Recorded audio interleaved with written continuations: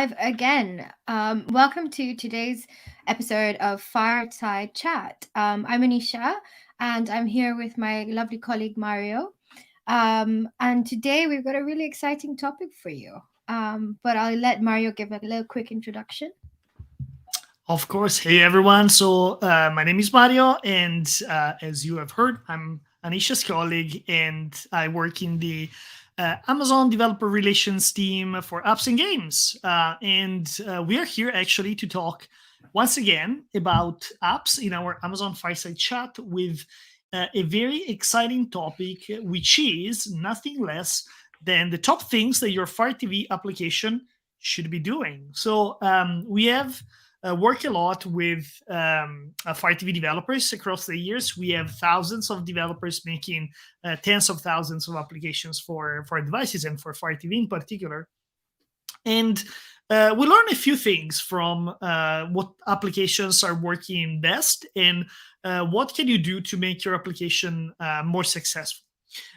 So we have prepared a presentation with quite a few tips that we can give you.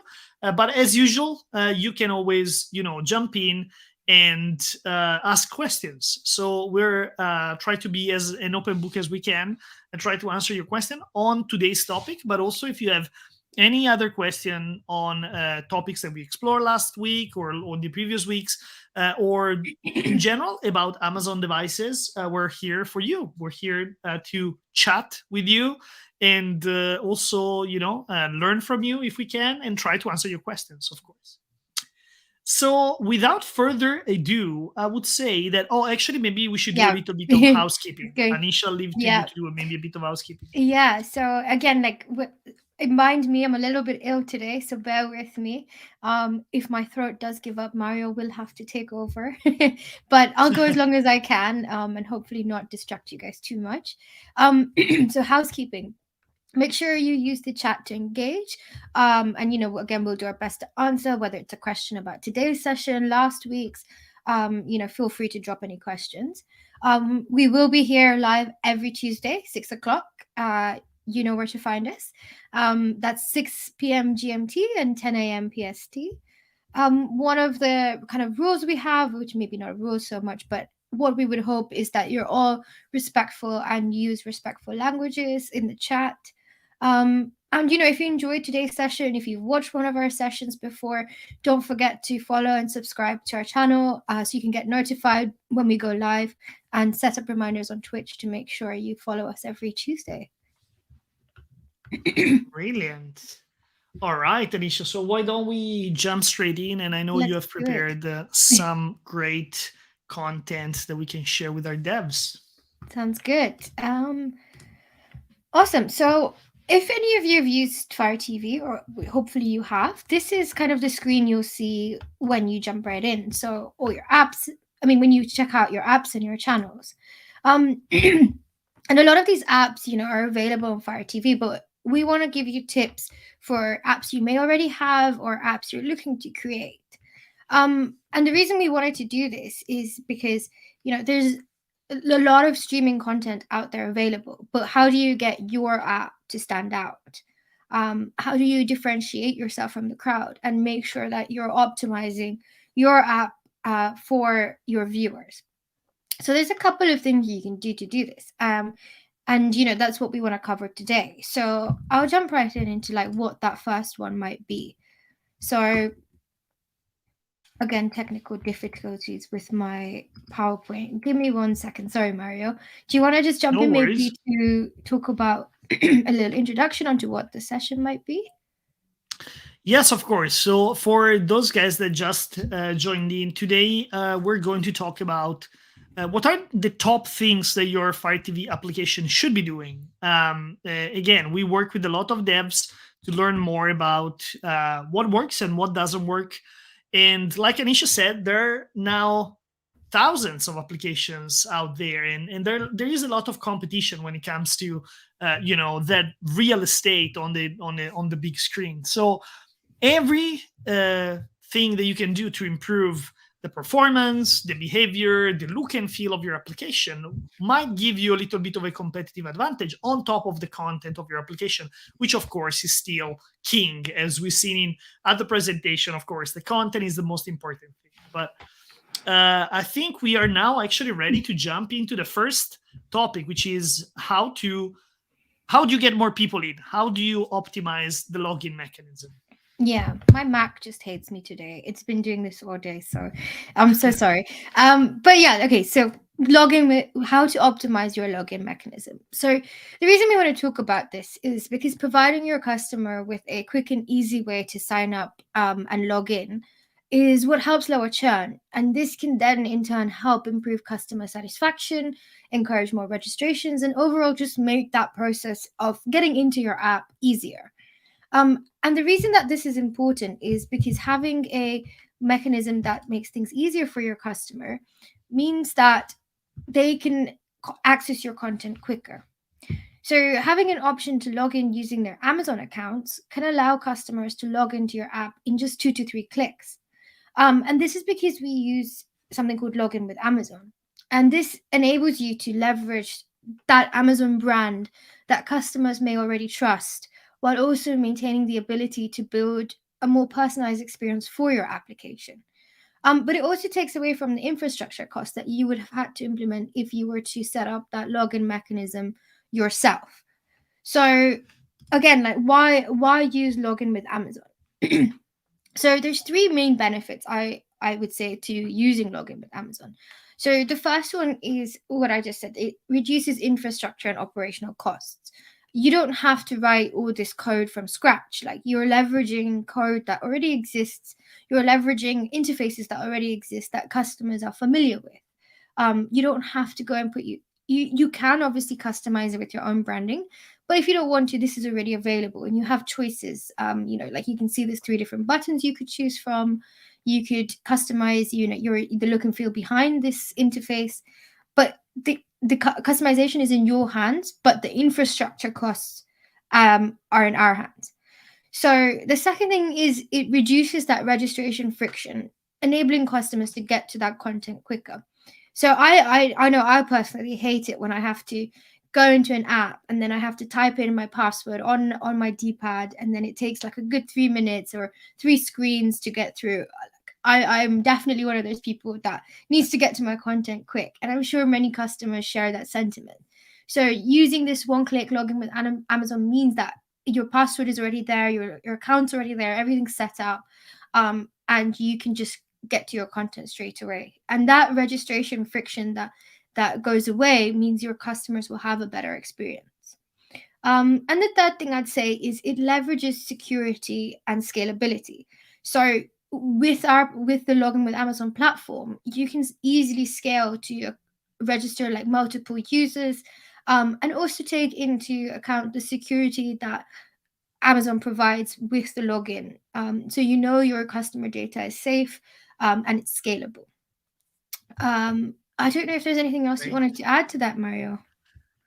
Yes, I posted in the chat the link to the login with Amazon documentation, and I think to build on what you were saying, Anisha, I think that the probably the most interesting thing of logging with Amazon, in particular on Amazon devices like Fire TV, is that customers already have their Amazon account. It's similar to what we were saying last week when we were talking about in-app purchase, and I know we're going to talk about monetization even later today, but the concept is reduce friction at the end. Is all about getting to the content fast. So with the fact that they already logged in their Amazon account on an Amazon device, I mean, there's no further action. They can just like tap on the button, and in that moment, what login with Amazon does, it is asking the customer, do you want to share your Amazon email, for example, or you can even use the postcode. There are a few fields that you can use within login with Amazon. Do you want to share these credentials with the developer? And what it does is that it creates a unique authentication for that user using their Amazon account straight away, so you don't have to input anything. And it's a great experience. It's just one click away. And a cool thing is that login with Amazon is the integration for pretty much all platforms, right? Like Android, iOS, and you can do it on web as well if you want. So if you integrate across the suite of your services across the different platforms, the fact that they can use the Amazon account is a great easy way in. Yeah. So, just for your information, those are those three, things that make sense to add to your app, reducing the infrastructure, the reasons why it makes sense to add login with Amazon. Um, cool. But we can jump on to the next topic, which is building a Of content course. forward UI. Yes. So on Fire TV in particular, it's extremely important that we allow customers to understand what content is available, and this means not only within the applications. We're already, I would say, already comfortable in getting into an app and discovering what content is inside the app. That's what we all do when we go and scroll through content. But what happens when you can actually expose your content even outside of your application? So, when it comes to Fire TV, that is definitely an opportunity, is to build what we call integrate an integration with the so-called content forward UI.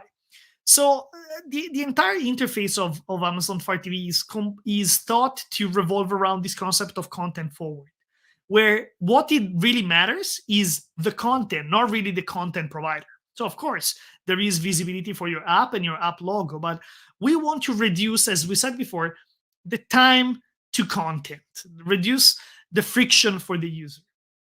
So, if you can move to the next slide, please. Again, it's all about navigating through the UI and finding content. So that's what most Fire TV customers do. They go through the application and they go navigate through the UI and they immediately search for something that they want to watch. So how can you plug into that? Next slide, please. So there is a functionality within Fire TV that is available to all media apps developers, which is called recommendations, as content recommendations. And there is in particular one feature which is called recommended by your app, which is a way for you to plug into this content forward UI. So you can use basically the push notification system that is integrated within Fire TV and with the normal Android development to build rich notifications that once are exposed to the Fire TV UI, those are aggregated in a row of content that is displayed on the main interface of Fire TV. And this content plugs straight into your application. So you are in control of what content is displayed and put forward again to the customer. And you can use and leverage the deep linking features of Fire TV that allows to go straight from the Fire TV UI into your content. So it's a great way to encourage customer to engage with your application because they will discover content even before they discover your application. And it's fairly easy to implement. There is a lot of documentation on this. We will actually post the link in the chat in a second. But again, the idea is to be able to expose your content even more. So there are actually quite a few additional things that you can do to plug into the content forward experience. But again, if you're a media entertainment app, content recommendation is definitely one to keep an eye on.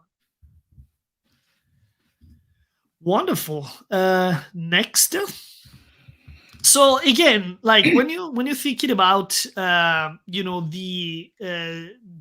personalization of the content, it's also important to think about what are your user interested in, what is their profile, what do they want to consume. And the reason for that is that you can then build personalized content based on this user preference that you can directly expose on or the Fire TV UI. That is entirely up to you how you want to do that.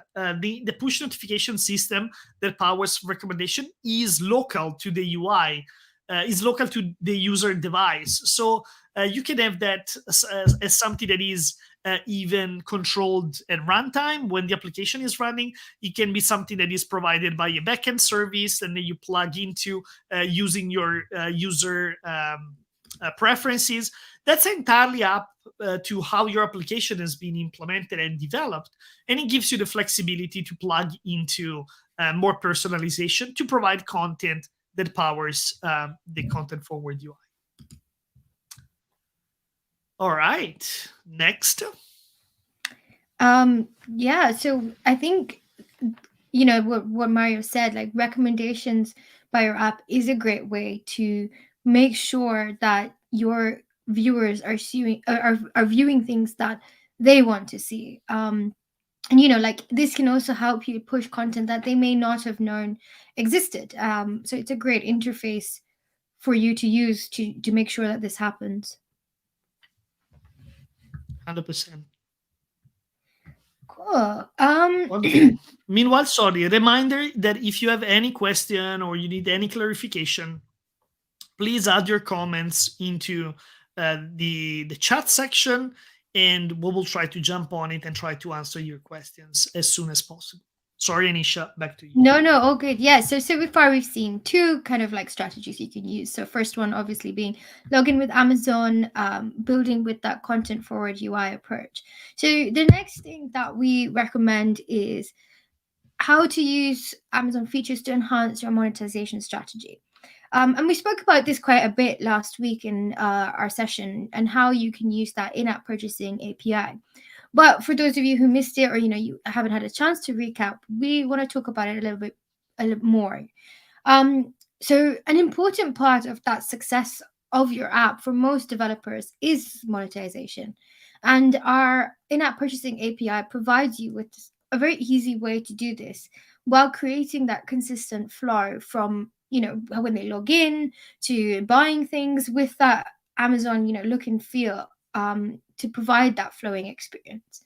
So if we look at, you know, what this might look like, this is just like a little demo screen of what it would look like for your customer on a test app.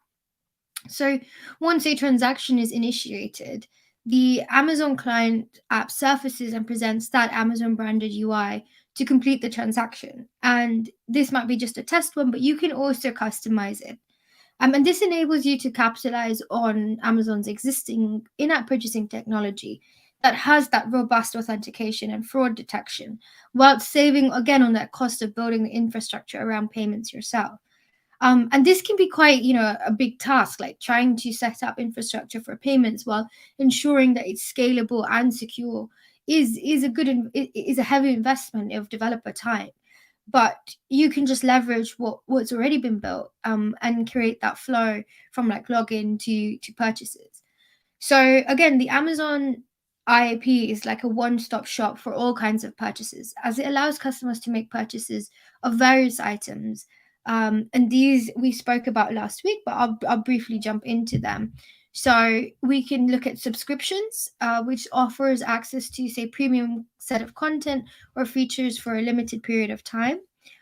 We can look at consumables, which are purchases that are made and then consumed within the app, like, for example, extra lives in games, or, you know, like coins. And then we have entitlements, which are one time purchases to unlock or access features or content within your app, such as, say, bonus levels. So these are the kind of three things that you can implement with Amazon in-app purchasing API. And last week we delved really deep into how you can actually implement the API, how you can test it. So, you know, I won't delve too much more into that. But what I do want to say is that the in-app purchasing API enables the focus to be on consumption. And it allows customers to use their Amazon credit cards that may already be connected to make those purchases, again, just one click away. And that, you know, that taking away that friction of having to make purchases makes it so much easier for you to then monetize your app, because you don't have to worry about the infrastructure. You don't have to worry about a lot of things under the hood. You can just make that customer experience as easy as possible. I don't know if there's anything else you wanted to add to that, Mario. No, I think you did a great job here. I think it plays into what we were saying before in terms of um, cutting cutting down time and effort and making sure that the customer is within a secure ecosystem, that they are within that they can easily and quickly access the content that they want. And in this case, it's about transacting in a secure environment as well.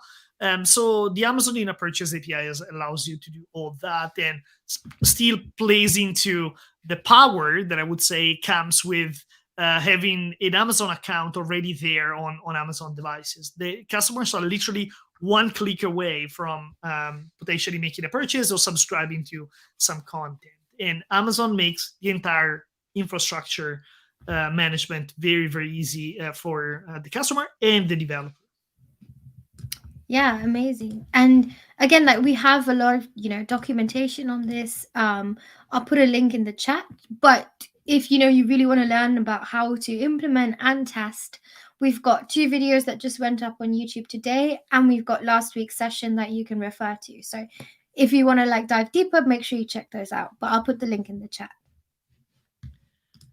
Amazing. Yes, and please go and check out the videos. Our own Anisha made those videos, and we have 2 of them. One that explains more about how to set up your in-app items, and the second one is more about the actual implementation of the app and looks into the Java code and the Android code of the application. Very easy to follow, very short videos. So I strongly recommend for you go and check out. I don't know, Anisha, if we're putting the links to those videos as well. If Definitely not, can. we Yeah. should. But again, you can just go on YouTube and check those out as well. And since you're there, go and subscribe to both our YouTube channel and our Twitch channel. Brilliant. Is there any, meanwhile, I'll just stop for a second and see if there is any question on Amazon in a purchase and the transactional part. I see that we have quite a few people connected, so I just want to make sure that we give everyone enough time to to check out and answer your questions. Feel free to add them in the chat at any time. We'll try to jump on it. And one thing that I think it's interesting actually to mention on payments and revenue for developers, and in particular related to smaller developers building apps, is that we recently launched a new program which is called the Small Business Accelerator Program from the Amazon App Store that basically rebalances the revenue stream, the revenue share between Amazon and the developer. Well, before it was 70-30 when it came to pretty much all developers. Now Amazon has rebalanced this to become 80-20 in favor of the developer, of course. And this is for all developers that have a revenue share under $1 million. The good news for media and entertainment developers is that if you have a TV or a movie streaming application on Fire TV, this still applies even if your business is bigger than $1 million. So you're still covered. And is a more favorable rev share. But now, even for smaller developers, it's a great opportunity to have better revenue once you publish your applications on the Amazon App Store, which is always welcome as a developer, I would say. Great. So now let's jump into the next topic, which is, I would say, very, very important when it comes to discussing the look and feel of the applications, which is accounting for the 10-foot UI experience. So if we go into the next slide, I think we have an image that it's a good example of this situation. So what is the 10-foot experience? So 10 feet is pretty much 3 meters, and that is the usual distance at which a customer consume content on TV. You are usually sitting down on your you're sitting down on your couch, on your chair, and you're consuming content which is on a big screen, and you don't really interact with this application as much as you would do with a normal application, let's say on your phone, on a tablet. There are a lot of aspects when it comes to the 10-foot experience that are peculiar. So first of all, it's about making the application very clear, simple, and visual. If we can move to the next slide, please. Yeah. The application needs to be. You don't need to have a lot of items and elements in your application. And let's think about why. Is that uh, again, as we said before, a customer is going to be sitting distant from the screen. You have a big screen, but you still need to make your components very visual, very big as well. Like even the font and the in general, the iconography that you're going to use in your application needs to reflect the fact that everything needs to be very, very visible and very clear. So, the design of a screen for a 10-foot UI requires simplicity and clarity. You also don't want to overcrowd your screen. You want to make sure that every element has its own space, and it's clearly defined, that it's clear also what is the content that you are highlighting and that is being clicked on. We actually did quite a few content and sessions about defining a high quality Fire TV UI. We have an entire live stream that we did a couple weeks ago dedicated exactly to this topic. So I invite you to go and check it out, because we've been talking about that for almost an hour. But going into the app, it's important to place important content first. As you said before, content is king. So you want to make sure that it is clear and evident for the user what are the main and first elements that your application is showcasing. So, for example, this is fairly common in modern media and entertainment applications, is to have a row of recommended content. This might be like the newest content that is coming from your service. It could be a most recent content. That is the content that the user has consumed recently. You want your content to be able to jump in very quickly back into what they were watching. I know that's something I do all the time, right? Like I open up Prime Video, or I open up Netflix or another app, and I want to go back to the movie or the TV series that I was watching.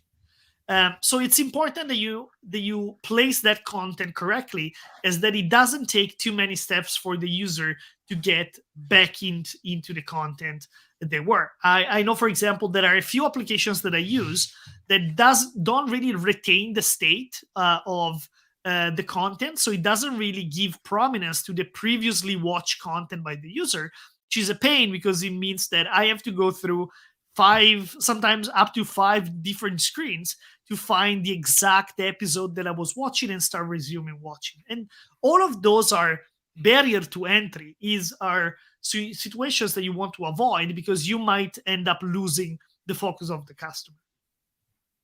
And next slide, please. Yeah. And the next one is focus on consumption. Again, you more than everything, when it comes to a TV application, you want your content to go straight into the content. You want to get customers to content quickly. So TV app interfaces are mainly about providing entertainment, and you don't want your user to find a cumbersome experience and to find something that is unappealing. They don't want to do extra work when they may be already coming from an entire day of work. They don't want to figure out what your interface is to get to the content. They just want to straight jump into the content. So it plays into what we were saying before about, like, for example, exposing your content through the content forward UI. If you can avoid the customers to even go straight into all the different screens of your application, and they can jump from the Fire TV UI straight into your content, that's even better.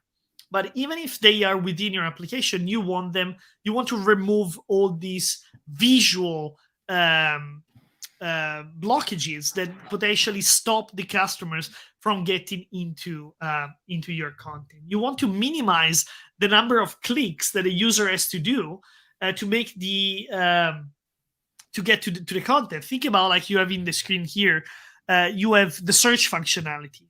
It's You can use just the normal search functionality, but you can also implement search in a way that automatically prompts the customer to find pieces of content quickly. For example, you could use autocomplete. If I'm searching for high R, I'm probably looking for thriller movies, right? Or if I'm looking for comedy, if I start typing CO, just give me comedy straight away, so I can just and click on it and get into the content faster. So this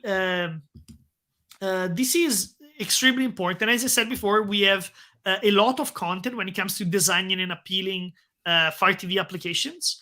There are also some tools that you can use to learn what are good layouts. But even there are some tools that we will share later today as well. They can just use to straight up build your application in a way that is already appealing, because it's using templates that are well tested with customers. But now getting into, I don't know, Anisha, before we move on, I don't know if you had anything to add to what I just said. No, I mean, I think, the main point of a TV application, like versus, I guess, a tablet application, is that people want to just sit down and click on it, and that's it. Like they're in entertainment mode. You're also kind of appealing to viewers who may not be concentrating 100%. Like I, for example, I'm usually on my phone when I'm watching TV, like a typical millennial. I'll usually have like two devices on. So I want to be able to get back to exactly where I was if I like look up from my phone and see exactly where I was. If it's paused, I can jump right back in. And all these tips and tricks means that, that can happen. But yeah, if there's any questions, please do drop them in the chat. Please also let us know, do you have a Fire TV application that you use and that you are creating, or applications that you use and you like? What do you like about those applications? What is that, some like a specific feature that you're like, oh, I wish that every Fire TV app or every TV app would have this feature. I know for me, and I'm giving a little bit of a spoiler to what Anisha's going to talk about, I will love all applications to use voice and to be catalog integrated. So Anisha, I think that's probably a perfect. We know that Mario would not like any TV application though to have Comic Sans as its font. So No if you want Comic Mario, Sans. No, if you please want don't. Mario watching No. your TV app, please don't use Comic Sans. Or maybe I will be so intrigued by your incredible use of Comic Sans that I will be enticed, but probably not. Cool. So yeah, that brings us on to our next topic, which is extending functionality. So what do I mean by extending functionality? So this is taking your TV app beyond its standard functionality, using integrated features like Mario mentioned, like catalog integration, voice integration, Alexa integration. And this powerful combination of voice and Fire TV, or catalog and Fire TV, um, it allows your customers to use speech to interact and enjoy with a new level of convenience. So you can use the Android Media Session API, and this enables you to use voice control on media apps on Fire TV.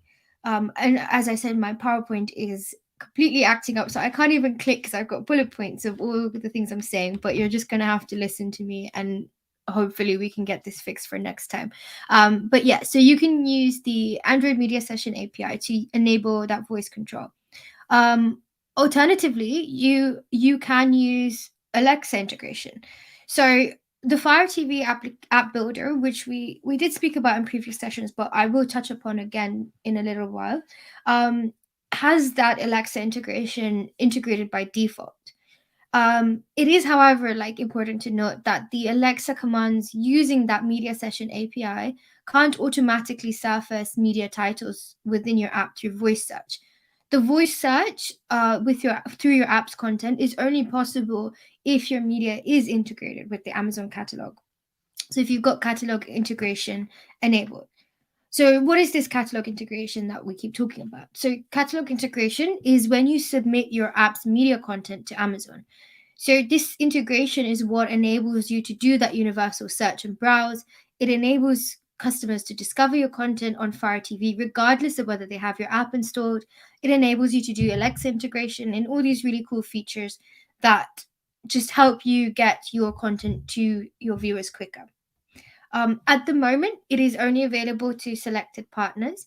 But if you're interested in using catalog integration, do reach out to us, and we can see, what we can do. We can answer your questions on it, and make sure that you can use all these really cool features that come out of the box with catalog integration. Cool. Mario, did you have anything to add to that? Not really. Let's maybe take out your Yeah. presentation right now. Yes, so there is actually a question from Daniel that says, what is the name of the application to create Fire TV apps? And I can give you the link actually, which is, it's not really, well, it is an application in the sense that it's a template application. Daniel, it's called Fire App Builder, and it's a project on GitHub. It's here. You can go on github.com/Amazon AMZN, which is the Amazon repository, /Fire App Builder. And that is a full-blown template that allows you, like Anisha said, to create applications which are basically integrated with most of the features that we talked about. You can integrate easily with login with Amazon. You can integrate easily with recommendations. You can integrate easily with in-app purchase and subscriptions. So this is actually a template that comes up often when we talk about Fire TV, mostly because it's full featured and it's very easy to adopt. If you already have a service that provides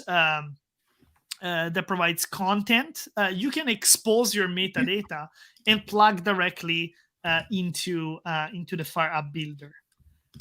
We just posted the links to the documentation as well in the chat, so you can go and check it out.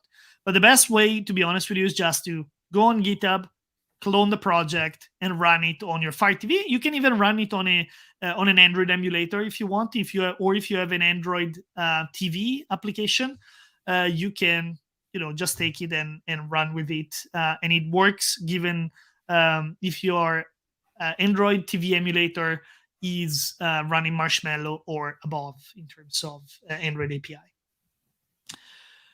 Wonderful. So we actually have exhausted all the topics. So I think that a recap of what we were saying today is that there are a few top things that your application that you can do with your application to make it better on Fire TV for your customers. So the first one is optimize your login mechanism. Make sure that customers know exactly how to easily log in and to remove friction at the login stage. The second one is to think about the approach with a content forward UI in mind. So thinking about how can you not only expose the best content within your application, but also expose this outside of your application, which on Fire TV is possible through things like content recommendation. And for more advanced developers, it could be something like catalog integration and voice, like we said.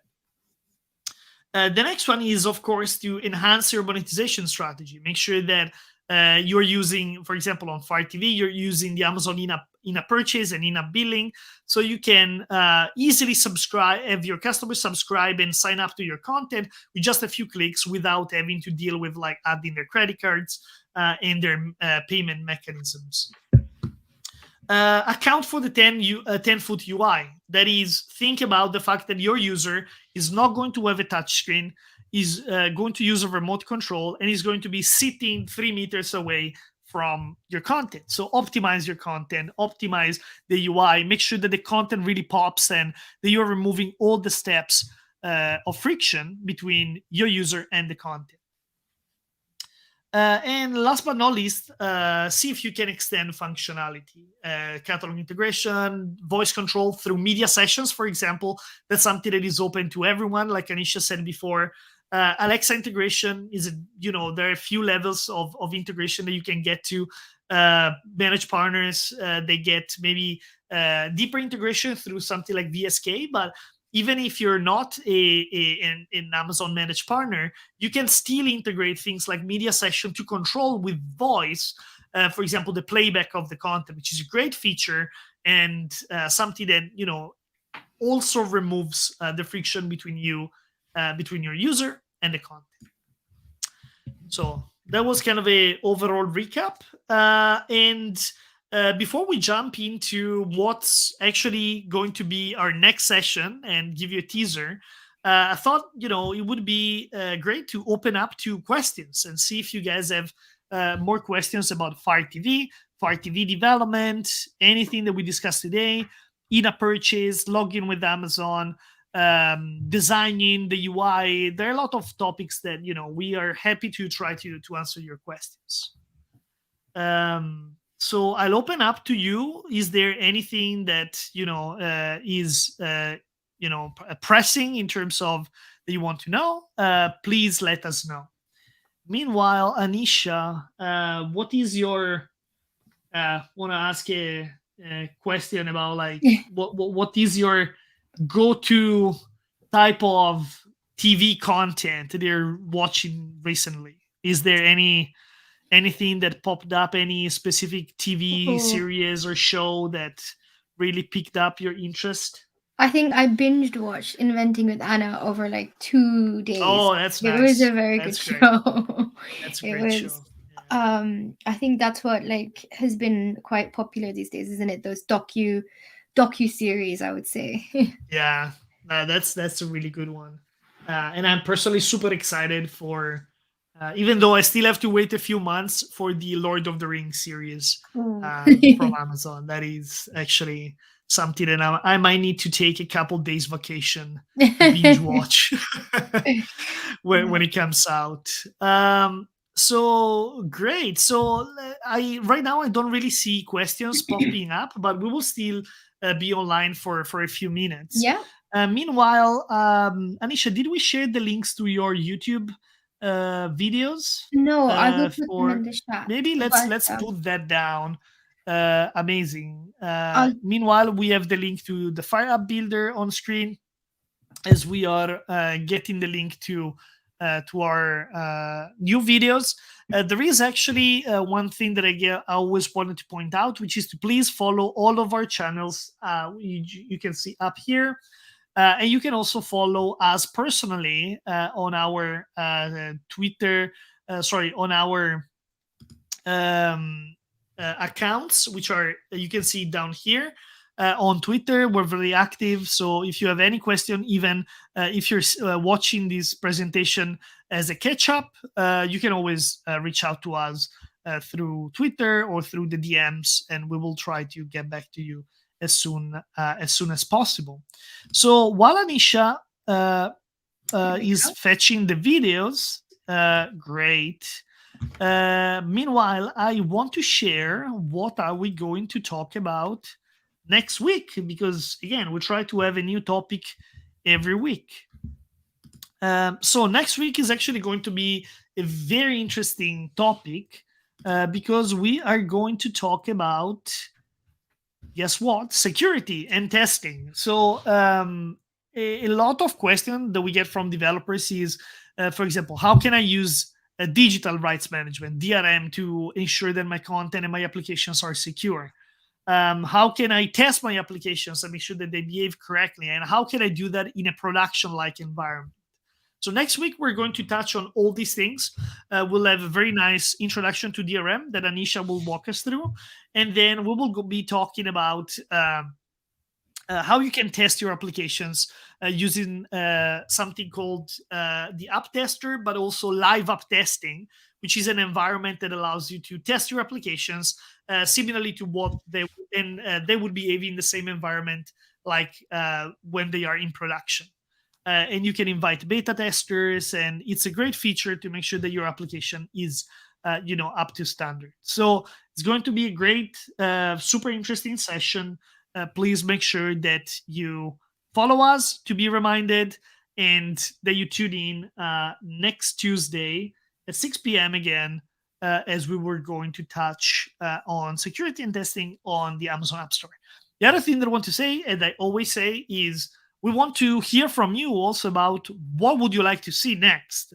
So if you have ideas about topics that you would like covered, and new like upcoming projects, like recently we had a very interesting presentation about how to bring applications to Windows 11, which is a new topic a lot of developers are interested into. Please let us know, because we want to make sure that we are providing the best experience possible to you guys in this live stream, and we touch topics that are of interest to you. So hopefully next week security is going to drive your interest. So Anisha, I don't know if there is anything that you want to add. No, I was just gonna say, like, we always say this as an exciting, this is our favorite, most exciting topic, but testing definitely is one of mine. Like, I came from a front end developer background as well, and like, I think the quality apps you get out there are the ones that have gone through like rigorous testing, and it's just such an important part of building your app. So I think it's great, to be able to use tools that have been tried and tested to test. So little pins, little, not even, I don't think that's a pun. I don't really know what that is, just a spin on words. um, but yeah, so check that out, and we have our handles here. So if you have any questions, make sure you reach out to us on Twitter or LinkedIn. You could drop us an email. We're here for you. So make sure Awesome. you make And great also use of that. spread the word with all your colleagues and developers that we're here. We're ready to answer your questions. And we're here every Tuesday at 6 p.m. And yeah, so next time, join us to learn why you should not test in production, but you should test in a production like environment. Oh. And So what would be great? I mean, if you have some horror stories, I think I would listen to a podcast, and a whole session was dedicated to production horror stories. So if you have horror stories, nice. please bring them next time. It's one of my favorite things to listen to. Yes, we'll You think know. about some horror stories that we've seen as well. We will not name names, but as you can imagine, when there are hundreds of thousands of applications being published, we've seen the good, the bad, and the ugly. So yeah, we'll try to share best practices as well on what to do, and most importantly, what not to do when it comes to testing applications. So guys, I hope that you enjoyed today's session. I don't see more questions. Again, we're always open to questions, so please shoot them in. But I would say that that's a wrap for today. So thanks for joining as usual, and we hope to see you next week. See you. Thank you. Bye bye. Bye.